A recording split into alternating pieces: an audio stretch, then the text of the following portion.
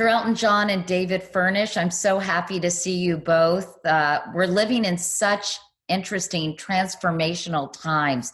I'm curious what you think of everything that's going on right now. Oh, God, it's the most unusual time. I'm 73 years of age. I've never known anything like this before. I've lived through terrible times and unsettling times before, but nothing like this. First of all, with the virus, and then, of course, with the census killing that happened in Minneapolis. And, it's just amplified that the world has to change. It has to change the way it thinks about the planet. It has to change the way people think about Black lives. We've lived through Black people being killed before, but this, I think, is a real turning point, and it has to happen. And we have to make sure it happens. The system is rigged against the Black people from the word go. From the educational point of view, we're now noticing within our own organization, which is concentrating on AIDS and helping people with AIDS, is amplifying that situation as well. And I hope out of this comes some real change. David, I think that we've all known this problem exists, but have been guilty of not doing enough to address these issues. It really does feel like there's such urgency now, and it is absolutely imperative that we all work together.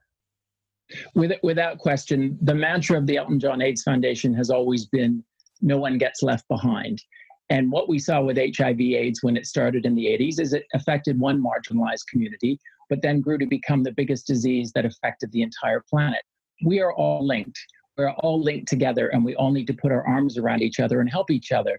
With HIV and AIDS, now we see a disproportionate number of new infections amongst Black African Americans. They're 13% of the population, but they're responsible for 42% of all the new infections.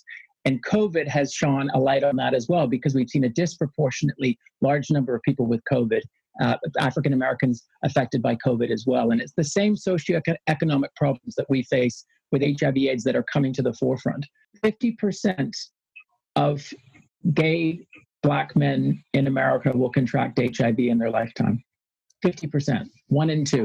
Unbelievable. And that is such a staggering statistic. And it really shows and shines a big light on the work that we have to do, and the specific areas where that work needs to take place. Why is that number so high?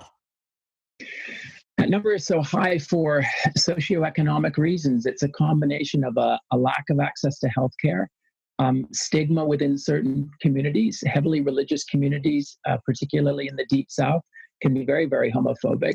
Something that we've seen with HIV around the world is where LGBT people are criminalized or discriminated against, we see higher rates of HIV infection across the entire population. You stigmatize LGBT people, you stigmatize AIDS. And as a result, the whole chemistry around AIDS, am I positive? Do I need a test? I'm scared to get a test. I'm scared to pick up my medication. I'm scared to tell somebody. All of that fear prevents people from getting the information and the support that they need to deal with living with HIV. The medical news has never been greater. We can end AIDS today. Everybody had access to testing and access to treatment. There would be no new infections in the world today. But what's taking longer to catch up is the attitudinal change and the stigma that still continues to hold us back. It's interesting what you both pointed out about the disproportionate number of Black people who are being diagnosed with HIV/AIDS, because when you look at the COVID-19 pandemic, we're seeing the same thing. It's disproportionately affecting Black and brown people. It really comes down to access to affordable health care. And it's a big issue. I think public health care, COVID has shone a light globally on real gaps in the public healthcare system that we need to have on our planet to protect people and provide them with the appropriate healthcare. The earlier we can get everyone into a health system where they can get regular care, you can address all of those chronic underlying conditions that are making COVID worse, things like high blood pressure and diabetes. And HIV management is what we know, and we know very well. And when we've gone into communities and we've been able to, through community outreach, provide healthcare for people, make healthcare more accessible, get information to them and get them onto treatment, they live longer, fuller, healthier lives. And the infrastructures that we put in place with HIV/AIDS, we found in Africa, for example, when Ebola happened many, many years ago, there was no healthcare system in Africa. HIV came along and hit the whole continent in a very big way. The healthcare system that the HIV/AIDS warriors put in place was then applicable to Ebola, and they were able to deal with Ebola much more quickly because there were already community outreach people, there were already community healthcare workers, and those people were in place and already had a relationship with people talking about their health. It's getting people into a system that they can access and that they can afford. That's the most important thing. Also, it's identifying the regions that need to be helped the most. For example, in London, there are 3 boroughs where you find that the biggest rise in infections in HIV. So what we've done in the hospital in South London, people can go, everyone who goes to the hospital, anyone can have an HIV test for free and find out their status. And it's been an incredible.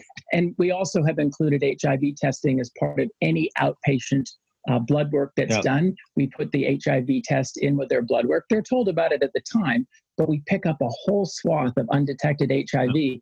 And the sooner we get people on the medications, the longer and healthier they'll live. The longer we leave it unchecked, they'll get sicker, they'll get more chronic infections, and they run the risk of spreading the disease on to other people.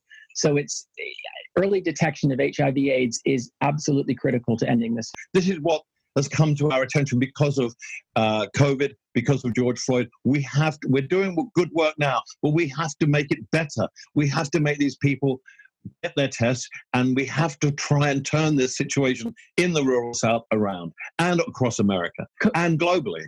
COVID has exposed the cracks even more deeply. We've known this from HIV/AIDS. We've seen this, and COVID has shone an even bigger light. And there's something that's very unfortunate about the world's most prosperous country, the world's richest country, and the fact that there isn't better access to affordable healthcare for all. It is an absolute fundamental human right, and we believe in that.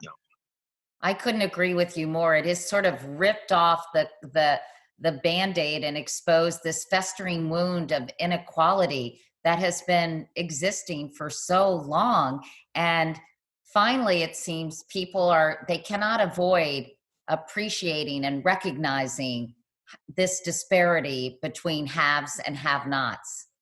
It's a systemic problem because it even goes right back to the education system and redlining within certain American neighborhoods, and the fact that all schools don't receive equal funding. And as a result, not everybody receives an equal high level of education. And if someone from the very beginning can't even get in the game by getting an education that's on the same level of someone else who comes from a more prosperous community, it completely makes it 10 times harder for them to get the right job, to get on a path where they can provide for themselves and they can get access to affordable health care. It starts at the very, very beginning. It's systemic issues that need to be addressed. Yeah, the racial divide starts with education.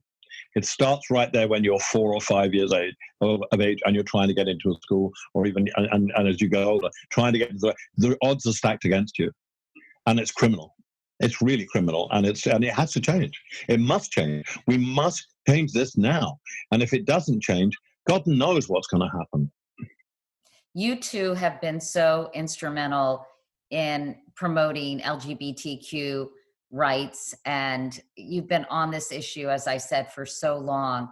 What has it meant to both of you to be such prominent symbols of this movement that has accomplished many things, but still has a ways to go? I think the ruling in the Supreme Court was such a fantastic result. The fact that it was 6-3 was a huge, that people cannot be discriminated or fired from their jobs because they are gay, is a huge step forward. And that needs to happen anyway. People need their basic rights. But the transgender news is not so great. And, that enrages me because I honestly think people who change their sex are the bravest people that I've ever seen in my life. Can you imagine the emotional turmoil that these people have to deal with right from from their childhood? I know someone who used to sing as a backup singer in my band who eventually transitioned when they were in their 60s to become a man. Listening to his story just reduced me to tears. The fact that they said the first time they ever felt normal in their life is when they had some testosterone in their body. These people go through hell. They're the bravest people in the world. And the fact that they are being murdered, the fact that they are being treated as non-existent and not important. These are heroes to me. These people are heroes to me. They are brave. They are brave. They're like soldiers on the front line. These people are the bravest people. To take away their rights, to make them feel less than, is an absolute disgrace to humanity. We feel incredibly lucky and very blessed. I mean, Elton's music, and music is the greatest unifying force on our planet, along with sport, breaks down so many barriers and brings people together. And it allowed people, I think, to put their arms around us in such a supportive way. We've felt incredibly supported over the years. And as a result, we felt this obligation, because we are so lucky, to give back and to help others who are not nearly as fortunate as who don't receive the support that we receive. You know, everything has changed. Everything has changed. We must look at all situations in life, whether it's medical care, whether it's HIV, whether it's education, whether it's the treatment of how people get dismissed from their jobs, and the justice system, how people get equal justice for everybody. Taking the prejudice, the defunding the police and putting the funding into better education and better social services, rather as opposed to just more police, more incarceration, more putting people through the courts. That's treating a problem that we need to address much earlier on. It sounds to me that you both have been very inspired and almost energized in a way by what we're witnessing happening not only in America, but around the world. It perhaps has taken a slightly different direction or a different emphasis right now in terms of HIV/AIDS. Is that accurate? Yeah, I think within every problem there's a gift. And I think greater awareness and a greater understanding of the gaps in our system will allow us, and addressing those gaps will allow us to do an even better job with HIV/AIDS. As we mentioned at the beginning of this talk, our motto has always been no one gets left behind. And that means the most marginalized people still have to be recognized, supported, put your arms around them and give them the care that they deserve. And Black Lives Matter has shone a light on this equality across a number of different areas. It also makes you look at what you do. And we've always said, every time we have an event, every time we have a fundraiser, what can we do better? We've always looked at our organization. How can we make our organization more efficient, reach more people, be a better organization? We've always thought like this. Now this is really turbocharged because you have to be of service, to be of value. You just can't coast. You have to re-examine what you're doing. Times change, things change. You have to keep up with what's going on. What's happened with COVID, what's happened with George Floyd has made us look at our organization and say, right, we do great, we do really well, but we've got to do better. We must do better. We can always do better. We must strive to do better. And this has kicked us in and said, come on. And Elton, I'm curious, because you and I always seem to talk politics. How closely are you following the upcoming election here in the States? Well, it's always in the daily news, and you follow it. And of course, you have to take an interest in what's going. I take an interest in what's going in any country, but in America, especially because I have two homes in America. I love America. It's been so wonderful to me, and. Our sons are American. Our sons have American passports. They were both born there. Our sons are born in America. America's been very good to us. I want America to be a much fairer country. I want people to have a better deal. It's about time. And, it'll be interesting to see. I'm not going to say who's going to win or whatever, but I know that America has to have a change. It has to change, and it has to have a new regime.